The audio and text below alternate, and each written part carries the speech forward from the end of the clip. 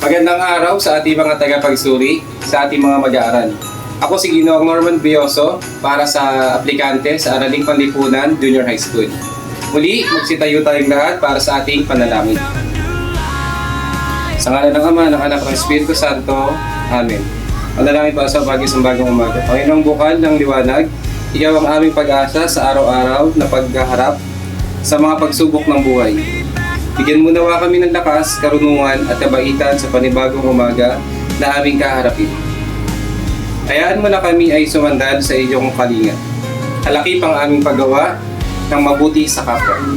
Sa ngalan ng Ama, ng Anak, ng Espiritu Santo. Amen. Magsiyo po ang lahat.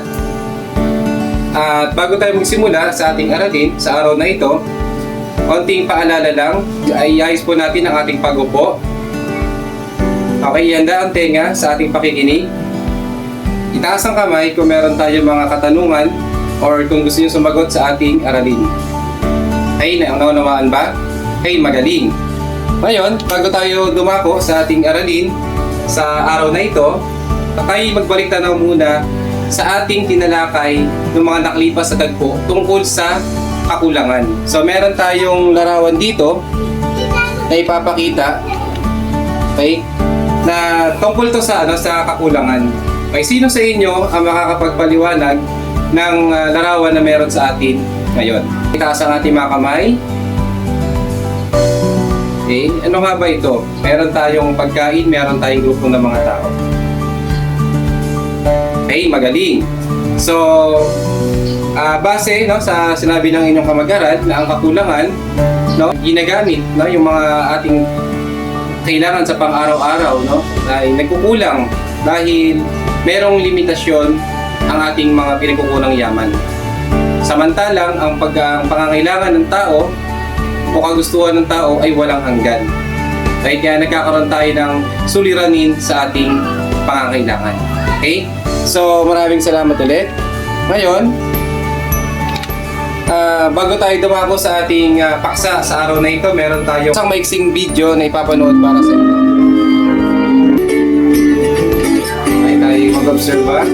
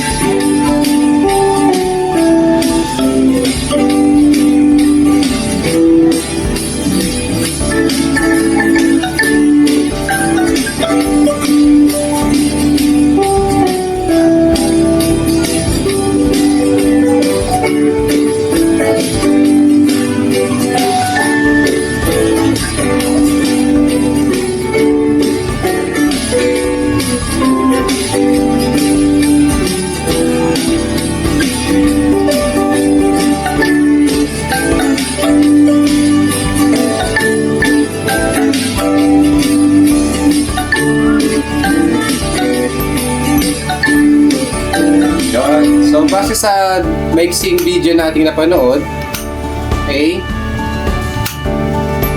tungkol saan ang video na ating napanood at ano ang mensahe nito sa atin? Okay, sino bang makakapagbigay ng idea o ng kaalaman tungkol sa maiksing video na ating napanood? Okay, meron ba? Okay, pagaling. Base sa inyong kamag-aral, yung mensahe ng video na ating pinanood ay base daw sa mga pangangailangan ng tao. Okay, sa pangangailangan natin upang mabuhay sa pang-araw-araw. Okay? Number 2. Yan, sa iyong palagay, ano ang ating paksang tatalakayin sa araw na ito mula sa video na ating napanood? Okay, number 1. Tungkol saan ang video na ating napanood at ano ang mensahe nito sa atin? Okay, so maraming salamat. Ano nga ulit yung link mo na? Tungkol saan ang video na ating napanood at ano ang mensahe nito sa atin? Meron ba gusto magbahagi ng kanyang idea o kaalaman? Sige, taas po tayo ng kamay. Okay. Okay, magaling. So, ayon sa kanya, sa inyong kaklase, na ang video na ating napanood ay tungkol daw sa pangangailangan ng tao.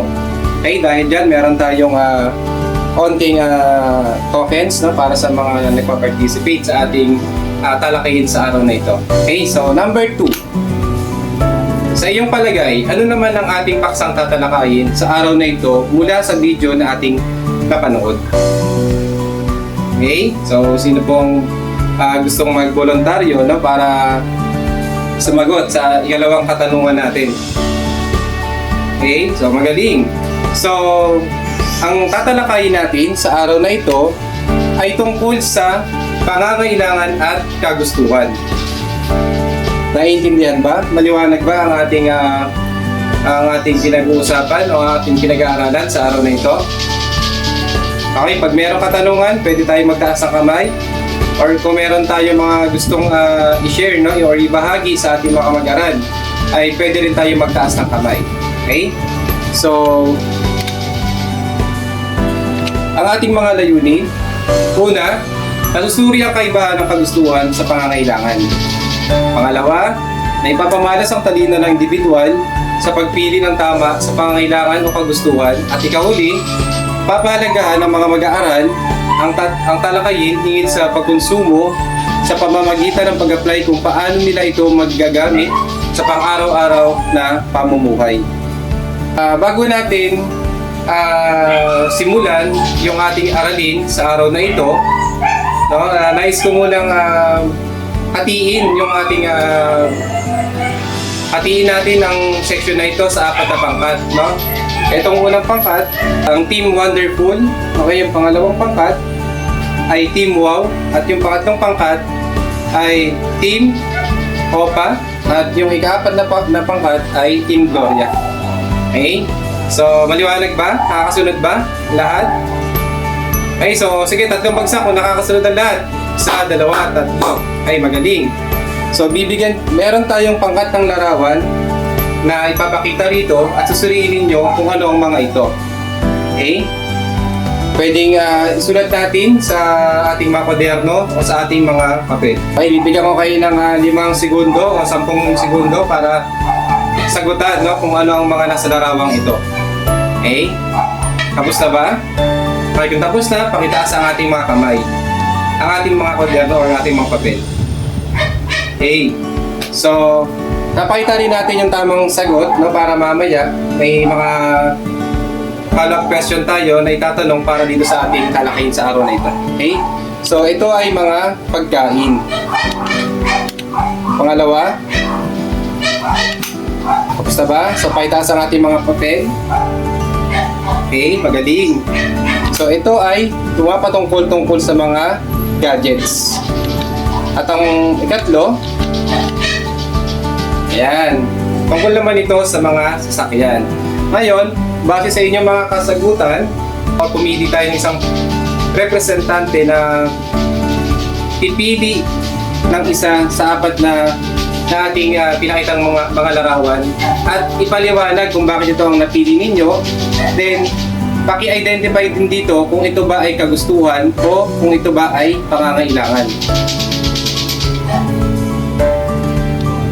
Okay, group. Ang grupo ng Wonderful. Okay, so magaling. So, bigyan natin ng Wonderful clap yung Team Wonderful. Okay, paano yung Wonderful clap? 1, 2, 3, tatlong palakpak, tatlong padyak. 1, 2, 3. Wonderful. Okay, so 1, 2, 3, go. 1, 2, 3. 1, 2, 3. Wonderful. Okay, so Team Wow. So, pumili kayo ng isa at bakit?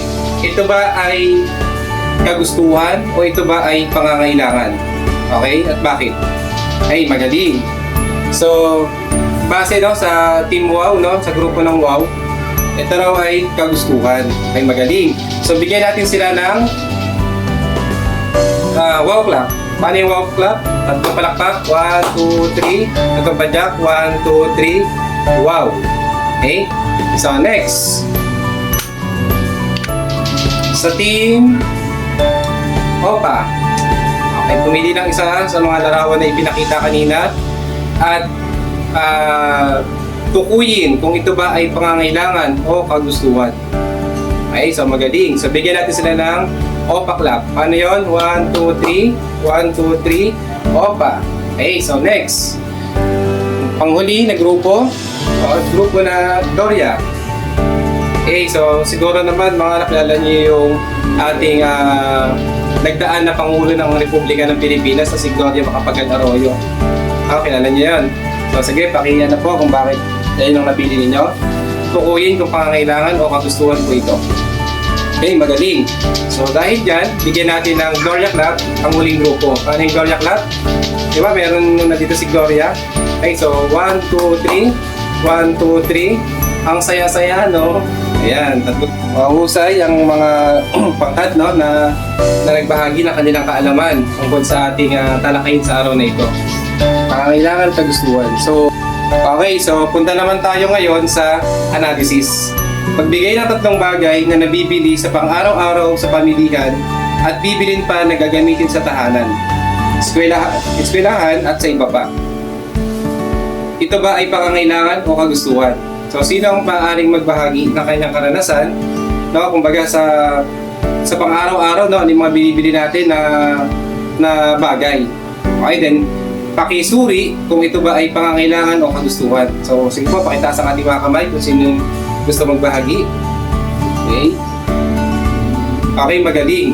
So, base sa inyong kaklase, no, na yung kanyang nabibili sa pang-araw-araw na pangangailangan, no, o yung pangabagay, ay pagkain, no, na kung saan in-identify na rin kung saan sinabi niya rin na ito ay pangangailangan. Ay magaling. Okay, next. Punta naman tayo ngayon sa abstraction. Ayan, ano nga ba ang ibig sabihin ng pangangailangan? So ayan, base sa ating mga tinalakay, no, ngayong araw na ito, no, meron na tayong mga idea o kaalaman tungkol sa pangangailangan. So sino ang pwede po magbahagi? Okay, so magaling. So bigyan natin siya ng wonderful clap. 1, 2, 3. 1, 2, 3. Wonderful. Okay, so ang pangangailangan ay yung mga bagay na kailangan. Ang pangangailangan ay yung mga bagay na gusto o dapat magamit ng tao upang mabuhay. Okay? Bigyan ko kayo ng halimbawa. Hangin, pagkain, tubig, tahanan, at mga kasuotan. Na kung saan, kung mawala ang isa rito, maaari tayong mamatay. Okay? So, pangalawa, ano naman ang ibig sabihin ng kagustuhan? So, sige po, sino po? Okay, so sige po, magaling. So, ang ibig naman sabihin ng kagustuhan ay ito yung mga bagay na kahit hindi bili ng tao, ay pwede tayong mabuhay. Ay, bibigyan ko kayo ng halimbawa. Kahit wala tayong appliances sa bahay, pwede tayong mabuhay. Kahit wala tayong cellphone, pwede tayong mabuhay. Kahit wala tayong laptop, pwede tayong mabuhay. Kahit wala tayong mga sasakyan, pwede tayong mabuhay. So ayun yung pinagkaiba ng pangangailangan at kagustuhan. Nakakasunod ba ang lahat? Ay, magaling. So, sa ikatlong katanungan, ano ang mga saging na nakakapekto sa pangangailangan at kagustuhan ng isang tao? Ayan, so yung salik, no, in English, yung factors, no? So, ano ba yung mga nakakapekto pagdating sa pangangailangan? Sige, bibigyan ko kayo ng alaman, no, tungkol sa ikatlong katanungan. Na ang unang salik na nakakapekto sa pangangailangan at kagustuhan ng isang tao ay walang iba kundi ang edad. Okay, alam naman natin na meron tayong yung antas ng pangangailangan, no? Pagka baby pa tayo, yung pangangailangan natin, so more on pang baby rin siya. Pero pag the more na tumatanda tayo, nagkakaedad tayo, yung pangangailangan ng bawat individual na tao ay nag-iiba din ang pangangailangan o kagustuhan. Okay? Liwanag po. Ikalawa. Okay, sa pagpapatuloy, ang ikalawa natin na salik na nakakapekto sa pangangailangan at kagustuhan ng isang tao ay walang iba kundi panlasa. No? May kanya-kanya tayong panlasa bilang tao. No? Yung iba, mahilig sa pagkain ng gulay. Yung iba, mahilig sa pagkain ng prutas. Iba naman, mahilig sa pagkain ng mga fast food. Sa mga fast food chain. Diba? na kung saan, no, syempre nagbabago din yung pangangailangan pati yung kagustuhan ng isang tao. Okay? So, tuloy tayo. Okay. Bilang isang mag-aaral,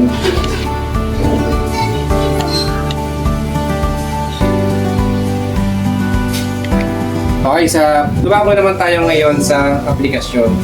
Bilang isang mag-aaral, sa anong paraan mo may papakita ang pagpapahalaga at sa pangangailangan at kagustuhan? Ayan, sige po, magtaas po tayo ng kamay para sa ating mga naiisip na kaalaman o idea na pwede natin maibahagi sa ating mga kamag-aral. Okay, magaling. So, ayun o, base sa inyong kamag-aral ng maraan daw na may papakita niya sa pagpapahalaga ng pangangailangan, may paggastos, no? Talagang kailangan medyo malaman natin kung saan natin gagastusin yung mga pera na meron tayo, kung sa pangangailangan ba, na kung saan kailangan natin magamit para tayo ay mabuhay, or dun ba sa kagustuhan. Okay? So, number 2, kung kayo ay may baon na 50 pesos or 50 pesos kada araw, paano mo mapagkakasya ito? Ayan. So, medyo maganda rin to, no? Yung katanungan na to. So, sige, sino po ang pwede mag-share ng inyong kaalaman or magbahagi? Sino po? Okay, so magaling. So, ayan, base sa inyong kaklase, no? Talagang yung paggastos niya is talagang dapat niyang isaalang-alang yung paggastos, no? Kung gagastusin niya ba ito sa talagang pangangailangan ng na mga bagay or mga gamit, or dun ba sa kagustuhan niya. O kumbaga yung kagustuhan parang 20%, no? Talagang hindi niya binibigyan masyado ng pansin. So dito siya nakapokus sa pangangailangan. Okay? So sa ikatlong katanungan, bakit mahalaga na maunawaan natin yung pagkakaiba ng pangangailangan at kagustuhan? Ay, magaling. Kasi alam naman natin, no, base sa kanina pinag-uusapan natin, na ang pangangailangan, ito yung mga bagay na dapat natin magamit, no, para tayo ay mabuhay. Samantalang ang kagustuhan naman, no, kahit wala itong mga bagay na ito sa ating pang-araw-araw na pamumuhay, ay maaari po tayong mabuhay. So, ganun po siya ka-importante, no, ganun siya kahalaga, na dapat nating malaman kung ano yung pinagkaiba ng pangangailangan pati yung sa kagustuhan. Okay, may meron po bang mga katanungan? Taas po tayo ng kamay kung meron po tayong katanungan. Okay, magaling. Kung wala na po, patuloy na rin po tayo. So, maglabas po tayo ng ating crosswise, no, para sa ating pagtataya. Okay, so isulat sa padlang ang P kung ang sitwasyon ay pangangailangan at K naman kung ito ay kagustuhan. Okay, bibigyan ko kayo ng 5 minuto para sagutin ang mga ito. Okay, tapos na ba ang lahat? Okay, so pakipasa na po ang papel. Okay, at ito na po ang ating takdang aralin para sa ating mga susunod na aralin, no? Ano to? Magsaliksik tungkol sa teorya ng pangangailangan ni Abraham Maslow. Isulat ito sa buong papel. Okay? Meron pa bang katanungan? Or wala na? Kung wala na po, no? Magsitayo na po tayo ulit tayong lahat para sa ating panalangin. Sa ngalan ng Ama, ng Anak ng Espiritu Santo. Amen. Dear Lord, maraming salamat po sa araw na ito na pinagkaloob po sa amin sa bawat isa, Lord. Bigyan niyo kami ng kalakasan ng pangatawan. Ganun din po ang mga nagsusuri sa lahat ng aplikante sa araw na ito, Lord God. Bigyan niyo po sila ng presence of mind, Lord God, wisdom, Lord God, ng strength, Lord God, para po ma-assist po nila ng manigi, Lord God, ang lahat ng aplikante sa araw na ito, Lord God. Lord God, dalangin ko rin po ang mga kabataan ito, Lord God, na gabayan niyo po sila, protektahan niyo po sila, Lord God. At ako pinaniniwala na malayo pa po ang narating ng mga kabataan ito, Lord God. Ang mga mag-aaral ng magbubukas, Lord God. Patuloy niyo po kaming gabayan, Lord God, ang bawat sa pusaan, Lord God. Yes, Lord God, we pray. Yes, Lord God, we pray. Amen. And the Father, the Son, the Holy Spirit.